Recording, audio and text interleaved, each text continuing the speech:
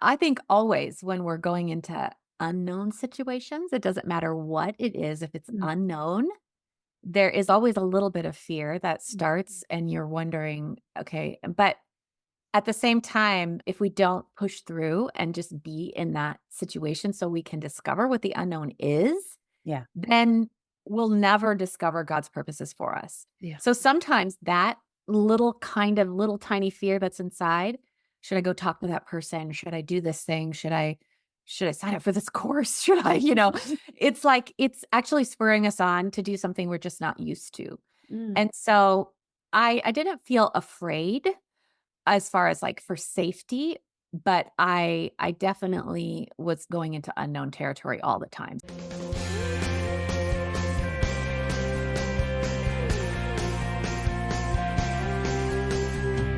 Welcome back to the Sunshine Cafe, where we pour positive back into your day, sharing stories from real people who have made it through some real struggles, but were able to restore their health, hope, and peace. I'm Lisa Roers, your host, and as a certified coach, I'm here to guide you to be your best self-advocate, to help you restore your health, ignite your faith, and conquer those fears while you navigate your own healing journey so you can eventually exchange your dis-ease for durability. If you're looking for hope and encouragement to live a life you love, then you're in the right place. Let's dive in. Hello, friends, and welcome back to the Sunshine Cafe. I'm Lisa Roers, your host, and you know what I've decided? Human beings are funny creatures. We all fall into that common tendency to think those who are different from us have nothing in common with us. But there are a set of basic and consistent commonalities that almost every human being has, no matter how famous you are, or how rich or poor you are, what job you have, what religion you follow, or what country you live in. We all want to be safe. We all want to have our children, take care of our families, have community with our friends, and help those in need. These are pretty basic wants and desires that human beings all have. But sometimes reaching out to people who appear a lot different than us on the outside creates so much fear that we would much rather run the other direction. Well, my guest today is Jeannie Marie, and instead of running away from that fear, she ran toward it and followed the desire that God put on her heart to make a difference in the world, especially for those who have the least access to Jesus Christ. And wow, has she ever done that and made a huge difference. Jeannie Marie is the author of the book Across the Street and Around the World, which has now been translated into 4 different languages and sold more than 20,000 copies. And she's also the creator of the online course called Neighbors and Nations and inviting Muslims to follow Jesus through her business, Jeannie Marie Academy. Jeannie is also a strategist for an international organization that sends people to serve in over 50 Muslim countries. Jeannie Marie is a practitioner and a mobilizer. She's befriended international students, welcomed refugees, worked with community development nonprofits, and lived in India with her husband and her 4 children as kingdom entrepreneurs. And she is one of the most kind and loving, authentic people you might ever meet. I'm just so honored to call her my friend. So let's dive into this great conversation with Jeannie Marie. Hello and welcome back to the Sunshine Cafe. I'm Lisa Roers, your host, and I'm just so excited today because I have one of my dear friends that's been with me since the very beginning. She's actually one of the reasons I'm doing what I'm doing. So, Jeannie Marie got into my world last year, I think sometime around the fall, and has just been a beautiful encouragement for me and an igniter of my motivation. And I'm just so excited to welcome you to the show. So, Jeannie Marie, welcome to the program. I am so happy to be here and I'm so proud of you. Thank you. You know, you have been such an inspiration for me, and I just, man, working through the beginning of this whole process, just the frustrations of learning new technology and processes, and you were always there with an encouraging word. So I know that people are going to really enjoy hearing our conversation today. And you do something really, really cool. You are affecting lives across the street and around the world in some really profound ways. I would say eternal ways. And so let's dive into that. I would love to learn a little bit about how you got started with that whole adventure because I don't know how many languages, but your materials are now in multiple languages. It seems like you have this huge, beautiful ministry, and I'd love to know how it started. So let's hear a little bit about that as a way to introduce you, and we'll kind of explore where it goes from there. Okay, well, I will say I'll use one of my Jeannie Marie phrases for anything that you do. Start small, start soon, and start somewhere you already are. Mm. And so, if we want to affect the whole world, if we want to affect the street, if we want to start a podcast, if we want to get healthy, we have to start small, start soon, and start where you already are. So, I actually grew up overseas. So this world of cross-cultural interactions and sharing my faith and, helping people find good news, that was always a part of my life. And I grew up overseas until I was 18. My parents were cross-cultural workers translating the Bible in a tribal language. So a lot different than most people that, grew up that way. But I came back to the US and I thought, I don't want to live in a tribe. So I can't really do anything to change the world. Like, I just have to live a regular, normal American life, pursue the American dream, have a house of kids, have a life group, all the things. And then I realized, no, I have this thing inside of me that wants to interact with people from other cultures, and I want to share Jesus with lost people. And I realized I had to start right where I was. So that's what I did. I looked right around me and Wow. started right across the street. Wow. Okay. So Yeah, you wrote a book too about this, I think, I getting around did. the world. And so you had this passion to try to reach lost people for Christ Yes. and share the gospel, share the good news with them. I love that. And, I love that you are taking the approach of, you don't have to go be a missionary in Uganda. You can affect and influence people right across the street. So, how did you decide to do the book and how did that, Yeah, day that's good. start? Good question. Well, actually, you probably wonder, yeah, what does it look like to just start where you are, right? Right, So exactly. So what happened was I realized that international students and refugees and immigrants lived really close to me and were coming from countries that I really wanted to affect long term. And so actually there was a chart that really rocked my world that helped me. This is getting to the book, but that helped me decide where I was going to spend my time. It was a chart that said that for every million Muslims in the world, only 2 long-term cross-cultural workers would actually go and share Jesus with them. 5 would share Jesus with every million Buddhists and 5 with every million Hindus. And so I'm like, well, if only 2 people are sharing Jesus with Muslims, which are fifths of the world, and Hindus, and, maybe I could be one of those people. And so I asked God, I just said, what could I do? And that's when I realized that there were Muslims and Hindus and Buddhists moving in right across the street from me. So that's when I looked up just literally on the internet who's working with refugees around here because I knew there were Iraqi refugees coming to our city. And I found a name that sounded Arabic. And so I just called her and I said, "Hey, can I help the refugees somehow?" Like I didn't know what I was doing. And she said, "Yeah, come on down." So I took this is my first story in my book. I took my 2-year-old daughter 1 hour away from my white picket fence suburban backyard and went to the inner city Phoenix. And I remember Aisha walked out the door all dressed in black, head to toe. I'm terrified. What do I say to her? And she said, "Come in, sit down." Didn't waste any time and said, "What are you doing here? What do you want? Why are you here? Why are you here?" And that's when I just decided I'll just completely be genuine and authentic. And I said, "Well, I'm a follower of Jesus. I'm a follower of Isa." I had learned how to say Isa in Arabic at that point. And I said, "I'm trying to do what he says." And he says, "Love your enemies." And honestly, I couldn't think of any enemies that I have except maybe Muslims because 9/11 had just happened. Oh, And I wow. said, "I thought I should make a Muslim friend." And so she didn't say anything. I bet. Yeah, she didn't say anything. And then I said, also Jesus teaches us to welcome the foreigners. And I, came from a different country and I want to help. Can I help the refugees? And I told the story Matthew 25, give a cup of cold water in your own name, welcome the foreigners. And she relaxed and she's like, yes, you can help. And so I thought that I would be doing a food campaign or clothing drive or something like that. Hug all the refugees and then go home.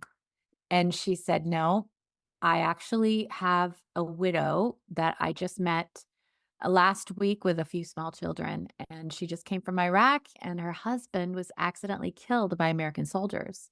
Oh, And she said, I'm the only one that knows this. And she said, if everything you're saying is true, then I want you to come to my apartment tomorrow with her. And I want you to ask forgiveness from the American people.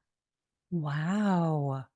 So that started my journey, Lisa, Oh my where goodness. I'm suddenly launched into places and spaces where I wasn't comfortable and also where I had to rely on Jesus, on the spirit within me to be able to walk into those places and to know what to say and how to love and people who are so different from me.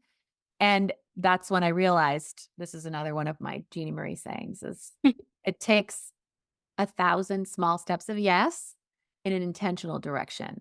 If you want to make a difference in the world, you have to take 1,000 small steps of yes. So that was my first really step of yes. Hmm. And so that's kind of what it looks like to go across the street. And of course, that opened up all kinds of relationships with um, refugees coming in and then all kinds of experiences with international. Discovered international students and immigrants and people living on my street that were from different countries. So Yeah. yeah, that's how it started. Oh my goodness. I'd love to know how that meeting with the widow went. So you people can read the first chapter You'll of have my to read the book. book. That's That's not what the book is completely about. It just good. starts it off as an example. But Got so it. what happened was then after a few years of doing this with our family and welcoming refugees international students, of course, you just get the itch to go figure out what is beyond that because the reality is 1% of the 3 billion people with least access to Jesus don't live near us. I mean, only Mhm. 1% lives near us. 99% of them live on the other side of the world. Right, right.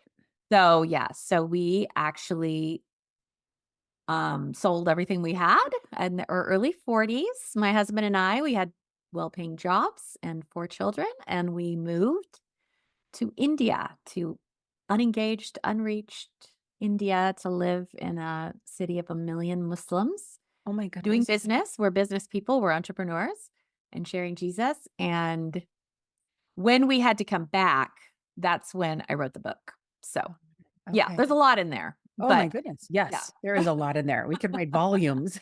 You could you've got about 4 or 5 more books in you, my Yes. friend. Wow. So that's quite a journey to bring you from just meeting with somebody across the street to all of a sudden selling everything and packing up and moving to another country. Now, you had a little bit of that, as you mentioned, from your growing up years. You understood living in a foreign country, so you had some of that. But did you ever feel, especially speaking with Muslims, because there is Mm, part of their religion has a little bit of an angst against Christianity. mhm, Did mhm. you ever feel unsafe, or was there ever a moment that was kind of a I don't know if I'm doing the right thing moment? Yeah, I think always when we're going into unknown situations, it doesn't matter what it is, if it's Mm, unknown, there is always a little bit of fear that mhm. starts and you're wondering, okay, but at the same time, if if we don't push through and just be in that situation so we can discover what the unknown is, Yeah. then we'll never be living out God's purposes for us. Yeah. So sometimes that little tiny fear that's inside, should I go talk to that person? Should I do this thing? Should I sign up for this course? Should it's like it's actually spurring us on to do something we're just not used to. Mm, And so I didn't feel afraid as far as, like, for safety, but I definitely was going into unknown territory all the time. So, at the same time that we were welcoming refugees, I was working at a church and helping them reach out to refugees, international students, and maybe move overseas. So, this was just a role that I moved in from my corporate role. I decided to work for church, and, So that was where I had to help other people navigate. I didn't feel afraid because I'm kind of used to other cross-cultural situations, but so many other people did, and so I had to help them. And what I recognized, and this is one of the chapters in my book, one piece of it was how to look at safety. Mm, That safety is actually an illusion. It's an illusion. So the best place to be is in the center of where God has you and his will. And I believe that we don't actually have control over the number of days that we have to live. It says that in the scripture. So I know that I believe that in my head, but in my mhm, heart, it was a little bit harder to believe sometimes, right? mhm. Yeah, And it still is sometimes when awful things happen to people and people die. However, that truth has helped me to walk into situations that might be more statistically unsafe. sure. So, for example, when our church was discovering we're going to reach out to Muslims, right? So everyone's like, "What? We're going to do that." We're like, "Okay, we got to take a short-term trip somewhere. Let's think of a Muslim country where we were not going to get killed." And so we picked Morocco because we're like, "Oh, Casablanca the movie, like surely that's going to be fine." We do nothing, right? I send a team there. I didn't even go on that one. And they came back. Not only did they not kill us, they invited us in for tea and they're so warm and hospitable. Muslims are so friendly and they're so friendly. And so it's like, okay. So the next one, we're like, okay, let's do Turkey. And we'll send them to some cross cultural workers that are already living there to meet people. They came back again, like, these are normal people living overseas, doing business. They have kids, they go to school. It's really just making the unknown known. And then I would say the time where I felt a little more, like, statistically afraid, would you say, is we decided to go to Algeria. Mm. And we were in the middle of is this too, like, radical for your audience? No, this is Okay. awesome. Alright, okay. Because I should say to all of you people listening, Lisa's people that are listening, I'm a mom with 4 kids, and I played volleyball in college, and I like to scrapbook, and I'm just a normal person. Just I have normal. I'm normal, even though I have lived an extraordinary life because I've made extraordinary choices. I'm a pretty normal person who's really a lot like most of you, okay? So, when you think about these things that I'm doing, I'm not extra special, gifted, or I'm just yeah, I'm a mom and I wipe the counters down every day just like everybody else. So, but I'm willing to do these things. So, we go to Algeria. I heard about these refugees in the Sahara Desert, and we partnered with somebody who was already going there. And I'm sitting there, I remember I'm sitting there wrapped in a mulefa. So a mulefa is a sheet that everyone had to wear because everyone wears these. So you would be naked if you didn't have it. Sitting there and they're having a dialogue with imams in Algeria and these pastors who came to dialogue about who Abraham is, which Abraham is in the Quran, Abraham is in the Bible. So it was like a very friendly dialogue. And I'm sitting there and I'm like, I know that there's Al Qaeda camps like 4 to 8 hours from here. And this is so crazy. Like, what am I doing? I'm so crazy. And it was Bedouin tents. There's like goats everywhere. It was like, I felt like I'd walked back into the Bible times.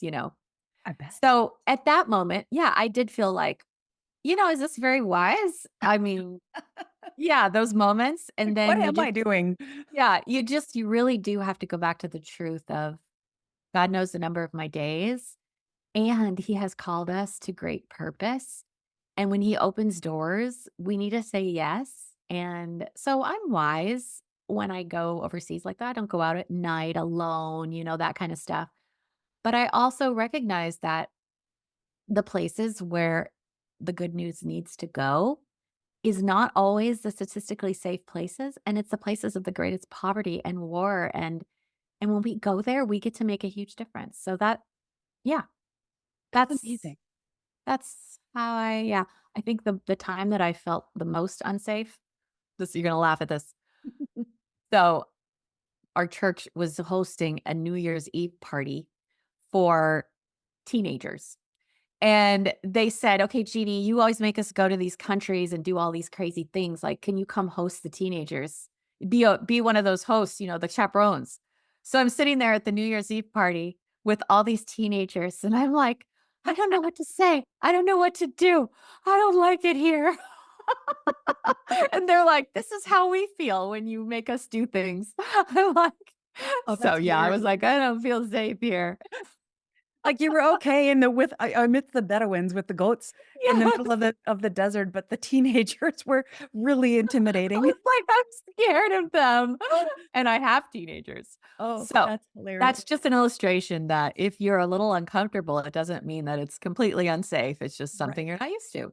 Exactly. Exactly. Exactly. Anything that's new that we're not familiar with feels a little scary when we first start doing it, you Yeah. know? I mean, all everything new does kind of feel like that. How did you handle in those early days on some of those first few trips? How did you handle the language barrier? Yeah, language is really important. If we move overseas long term to a country long term and we want to be really a part of the culture and really share good news, we need to speak in their hard language. What I teach people who are moving overseas is they need to spend 2 years at least doing full-time language and really learning the language. So on short-term trips though, I in my book, I have a whole chapter on short-term trips. So I like to I know maybe some of your audience actually has gone on trips or, maybe to Mexico or to South America or things like that. I actually label short-term trips 3 different ways. And so language plays a part in these because vision trips where we're just going to observe and to see what God is doing and maybe pray through things we can't do in 10 days what it takes 10 years to do, and that's a fallacy in short-term trips.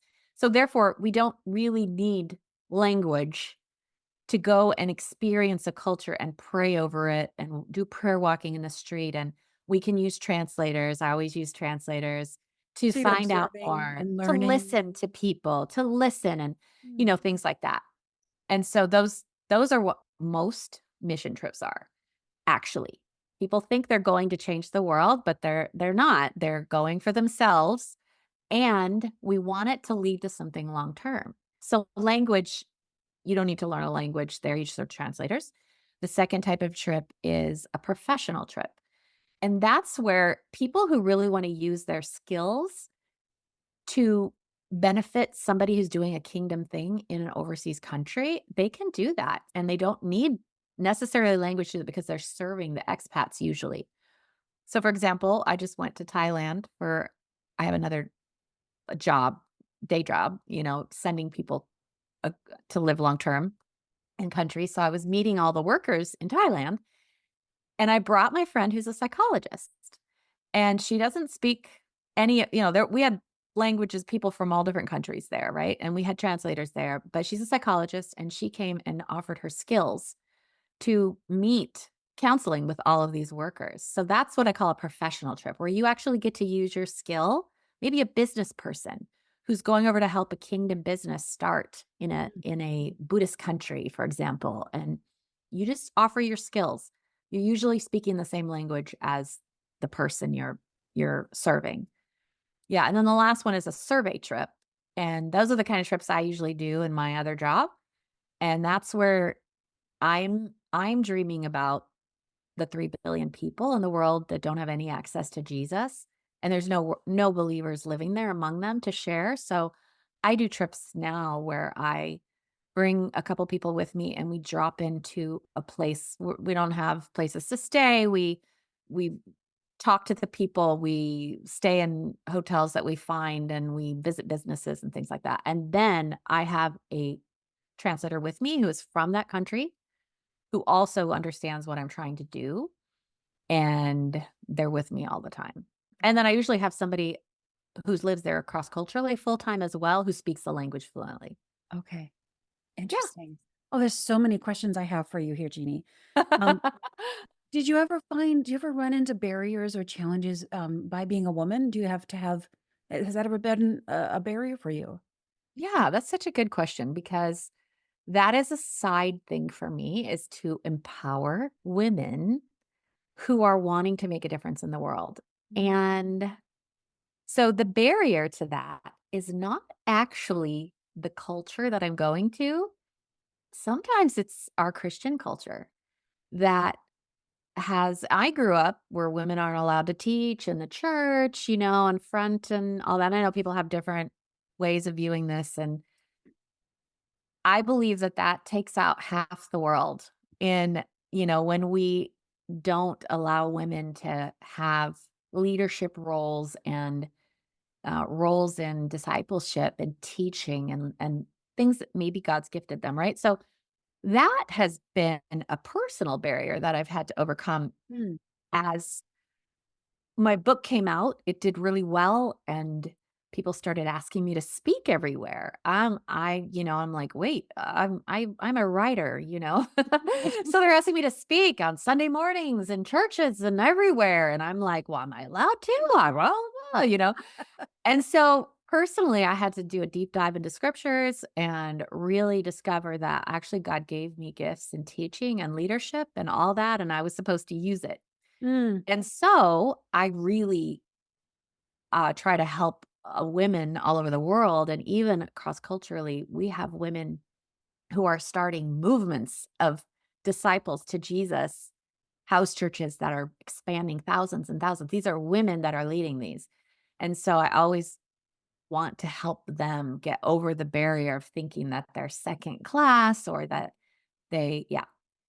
And then I think you're probably asking more like when I'm traveling and things like that as a woman. So it does help that I'm a little older, and I also know how to go into other cultures with honor.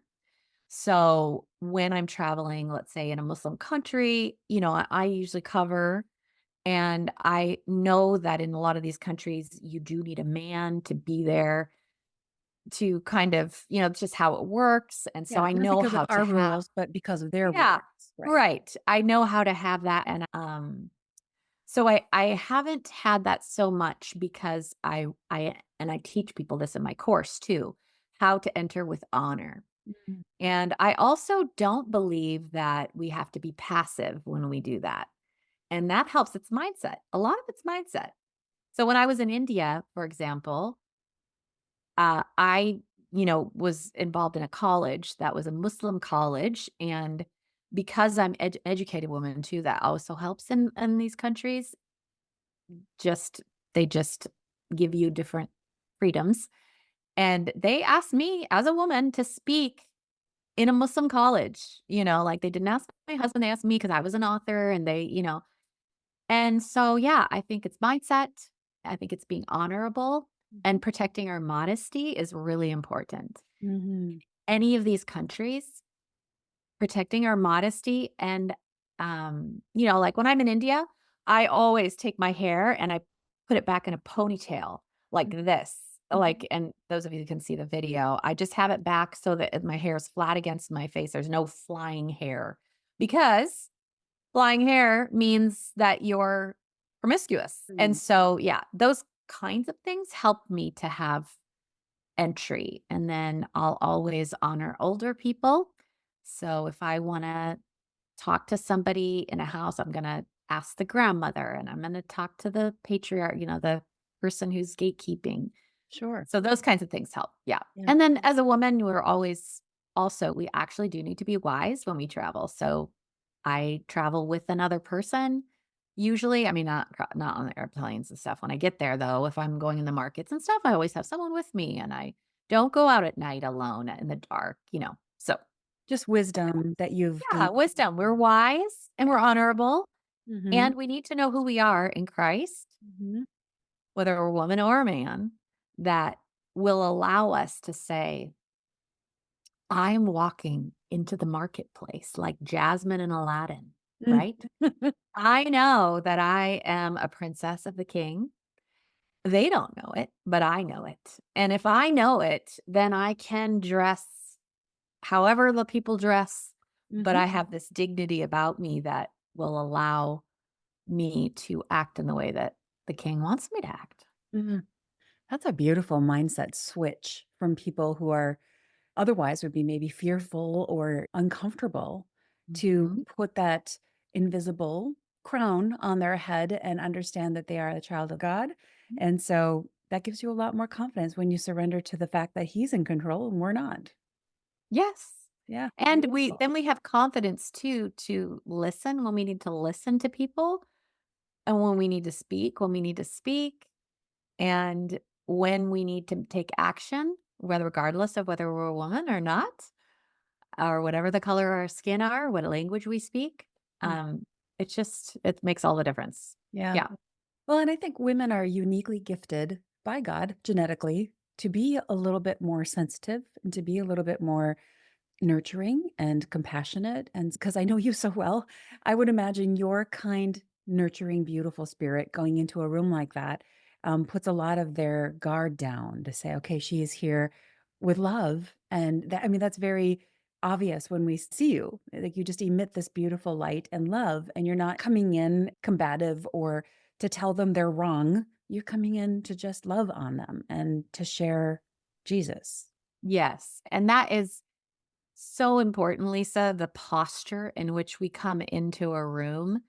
It is a posture of laying down our own preferences. Mhm. This is chapter 2 in my book and in the course too. Like, how do we lay down our own preferences without being a doormat? Like I don't believe in that, but I believe in we can lay down our own preferences and we can come with humility. And I'm going to also add on to that I know sometimes people look at me and they look at you too, Lisa, and they're like, I'm not Lisa. I'm not Jeannie. I know they're so good. They're such great communicators and they're so friendly and people are warm and like, because you're the same way.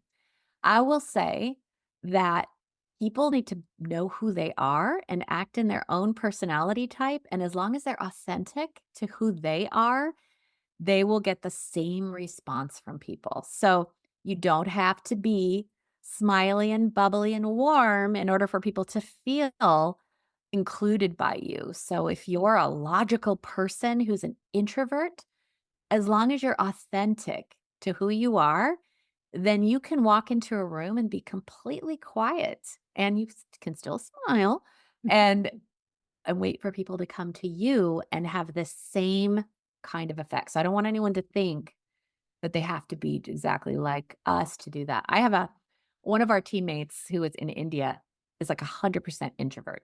100% introvert, probably like off the charts thinker versus a feeler, right? Yeah. He's an IT person. And he was like, I don't know how I'm going to do in India because India has so many people and it's just so, there's so, so much going on. And actually, he did very well in India. And the reason is because all he had to do was walk out the door and just be there. And then everyone would come to him and start the conversation. And for introverts, they're like, great, as long as I don't have to start something. And people love talking to him one on one. And he made people feel warm and welcome because he knew how to listen, probably better than I do. So, yeah. And I have a quiz too that people can take if they're like, what kind of world changer am I? Mm. Like, I know I'm not exactly like Jeannie and Lisa, but I'm probably something. Yeah, I I have a think quiz that's they can take that they can find out what their passions are mm, and what it might look like to act in their particular personality type. beautiful. We should share that in the show notes here because I think it's really, it doesn't matter who you are. I love that you said if you're just authentic with who you are, that energy can be sensed by other people. Yes. And someone who wants to connect and feels like spirited with a bubbly person will not feel comfortable with an introvert and vice versa. If there's introverts out there, they're going to be drawn toward that person who's introverted. So there's all kinds of people out there to serve. And so like you said, as long as we're authentically us, we will find the people who match us, who want our kind of energy to connect with and to talk with. Yeah, that and also knowing the identity of Christ, knowing who you are, and then knowing who you are personality-wise and acting in that, and then I would say adding on to that is knowing your spiritual giftings, Mhm. because when you know how God has uniquely given you spiritual giftings in order to, um, expand his kingdom and actually encourage believers, things like that, you can do all sorts of things with purpose using that. Mhm. So, like, people sometimes ask, "Well, how do I share Jesus with people?" Like, I'm not an extrovert and I'm not the kind of person that goes out and makes a million friends or whatever. And I'm like, well, what is your spiritual gifting? So for mine, God has given me probably the gift of encouragement. So, and how I know that is because when I say something to encourage someone, one, they believe it, and it spurs them on to do something spiritually wise. Like it's not just that they're like, "Oh, you're so encouraging, Jeannie." It's like all of a sudden they're like, "Oh my goodness, I believe this and I can go do whatever I'm supposed to be doing," right? Mhm. So some people have the gift of teaching. For example, I say to them, use the gift of teaching or the gift of serving as your kind of evangelism. You do it and people will respond. Yeah. I don't know if that helps a Yeah, little, but absolutely. yeah. Yeah, it definitely does. I love your stories. I gotta read your book again. I gotta look through it again. There's so many. I was in Morocco once as a very naive college student. Okay. Somebody tried to buy me on the beach. Oh, well, I can imagine. The number of camels they offered was impressive. I've never had anybody offer camels for my hand in marriage, but there you go. Wow, I don't have that story. Me and my friends quickly went back into the hotel. We were not equipped. So I love that you say how important it is to be equipped for whatever country it is you're Yeah. going into. That's really important.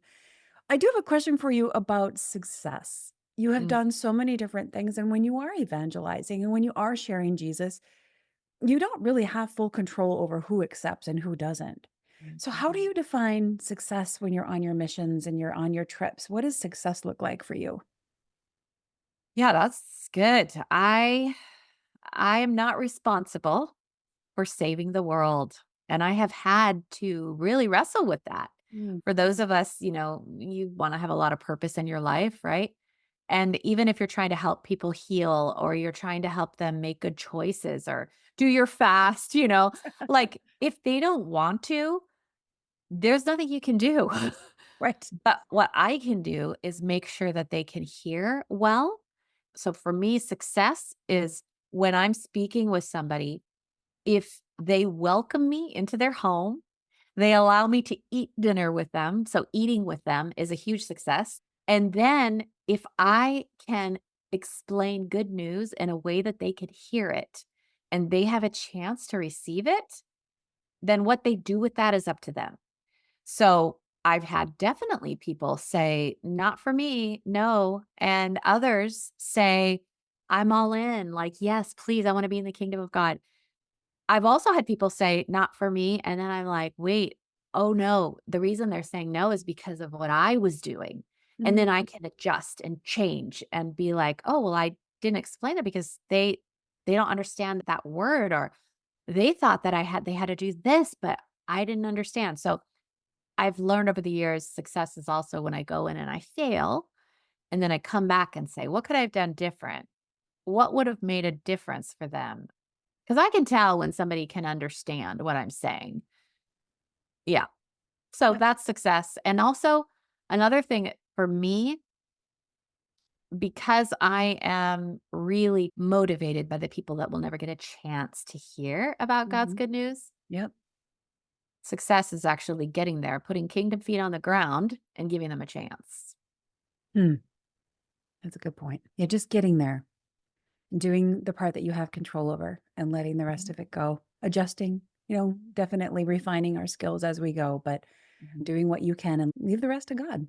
Yeah. And I was also, I think, adding on that now when I look back, because we had to return from India, we were going to live there for the rest of our lives. And so we actually had to come back, and that felt like a failure, Mm. because we had, yeah, a lot of people were supporting us and we had all these dreams and plans, and so redefining what success was, we could look at it and say, wow, we went to a city where there were no cross-cultural workers, none, zero, working with 10 million people, and brought people with us, and we have businesses that are established there. People are still there, like, we broke in ground, we obeyed God, and because of those experiences was really, I mean, because of those, I was able to write the book.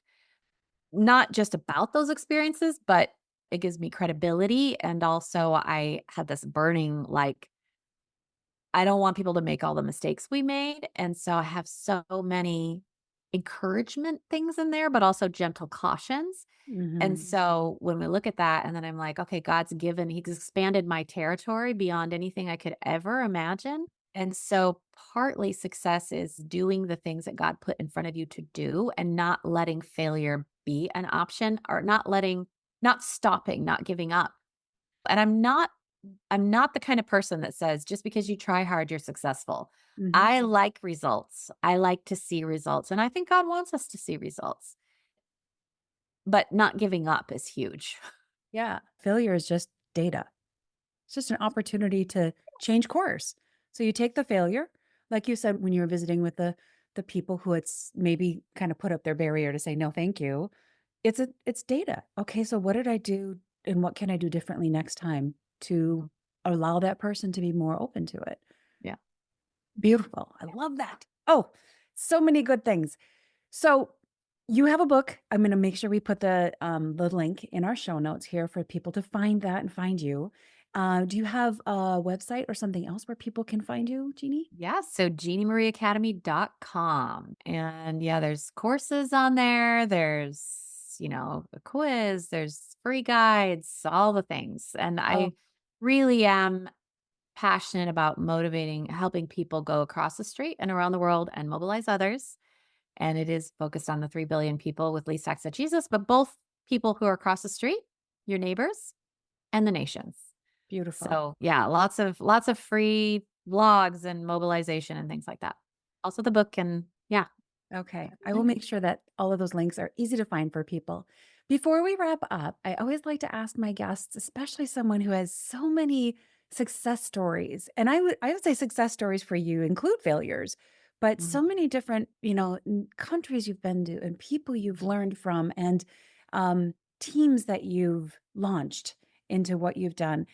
If someone is listening today and they have a heart, something on their heart that they would like to do for the Lord, and they just don't know where to start, could you give them just a couple of encouragements for how would you get started? What was something they could do to get started? Well, if it's just something they wanna do in anything, right? For me, I would say take a long walk.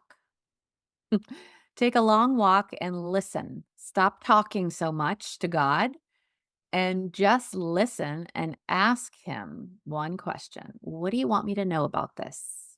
Mm. What do you want me to know about this? Not should I do this? Shouldn't I do this? Should I move here? Should I do that? Do you want me to, just what do you want me to know about this, God? Mm. And so just taking the time to pray in that way, like listen, I teach people in my book and also well, not real yeah, it's in my book some. Yeah, it's in my book. And then in my courses, how to listen to God. But I would take the time to listen and ask God, what do you want me to know about this? And then if it's specifically, oh, I really want to work cross culturally, like I would love to make a difference in the 3 billion people with least access, but I don't have any experience, is I would say probably download my free guide, jeanniemarieacademy.com/10 friends, and go make a friend. Go make a friend. And I show you 10 ways on how to do that just across the street, just right here. Make a friend from somebody in another culture because you'll have cross cultural adventures. You'll feel like you went on a short term trip and you'll have experiences, and that will open up doors for you to really experience other things. I would say the third thing, find somebody who's doing what you want to be doing Mm. and follow them around. That's what I did. That's great I advice. absolutely, and I still do. Find somebody who's doing what you want to be doing and just follow them around and do what they do. And if they say do something, do it.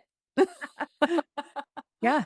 Follow their success. That's a great word of advice. I love Yeah, that. Yeah. yeah.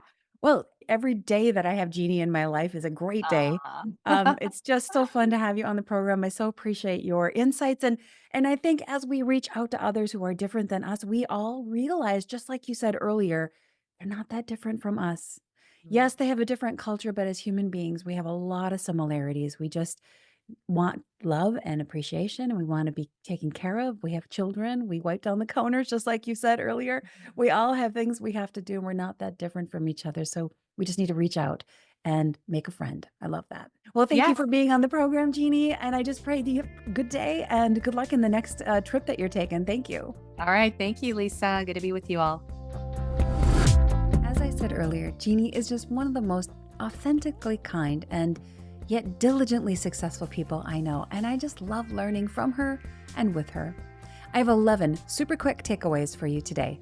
Number 1, for anything that you want to do, start small, start soon, and start somewhere you already are. Number 2, it takes 1,000 small steps of yes in an intentional direction in order to make a difference in the world. Yes, you have to take 1,000 small steps of yes to make a difference. Number 3, fear has many forms, and we will usually feel fear for anything new that we try. So take a moment to assess your fear. If it's not something life-threatening, then it's probably just the fear that comes with trying something new. Jeannie Marie reminds us to push past that kind of fear, because if we don't, we'll never discover the unknown and we'll never be living out God's purposes for us. Number 4, safety is an illusion. We don't control the number of our days.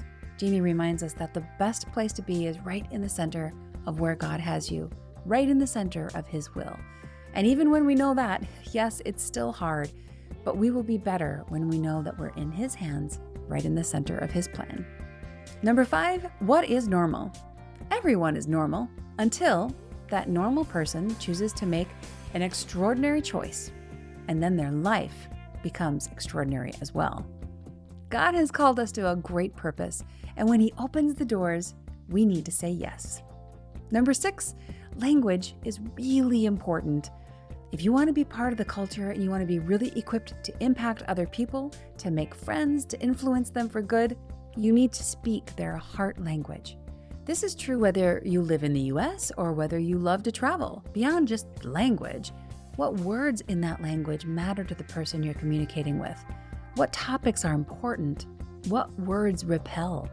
And what will let you really be heard?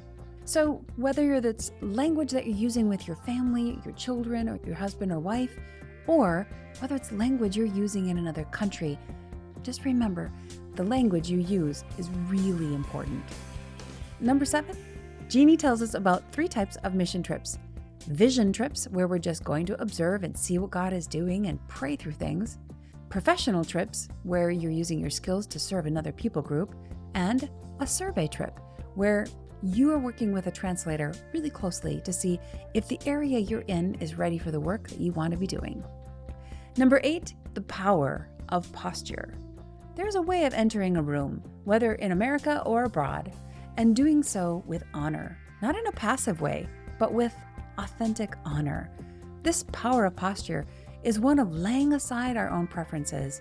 Not to say that you should compromise your values or your convictions, but your preferences, and protect your modesty. Our bodies are the most intimate and personal gift we have to share with our spouse, and it's the one thing we have usually 100% control over, our own modesty. So be mindful of how much and with whom you share that most personal and intimate gift. Number 9, remember whose you are. You are a child of the King of Kings and the Lord of Lords. You're a child of Christ's. Even if others don't know it, you can carry yourself with a dignity that allows you to act the way the King would want you to act. You are a son or a daughter of the most powerful living God, the one who was, who is, and evermore will be. Number 10, be authentically you. You can change the world just by being you. Because not everybody needs or wants help from someone like me or Jeannie or anybody else. People gravitate to those who are similar to them. Someone needs you exactly the way God made you. You don't need to be like anyone else. You just need to be you. And as long as you're authentic to who you are, you will get a powerful response from people and have the same kind of effect as anyone else who might appear bubbly and outgoing on the surface. Just be you and let yourself be out there, available for someone else to approach. And number 11, don't ever give up, my friends. God will expand your territory beyond anything you could ever imagine if you just don't give up. Jeannie says success is doing the things that God puts in front of us to do and not letting failure be an option, or not stopping, not giving up. Failure, after all, is just data. So use that data, pivot, and try again. Thank you so much for joining me today, friends. If you would please share this episode. You just never know what encouragement might be in this conversation that someone else needs to hear. So pass it along, share it, like it, and subscribe. Let's work together to flood the world with more encouragement. Until next time, stay encouraged, be inspired, and we'll see you right back here next time at the Sunshine Cafe.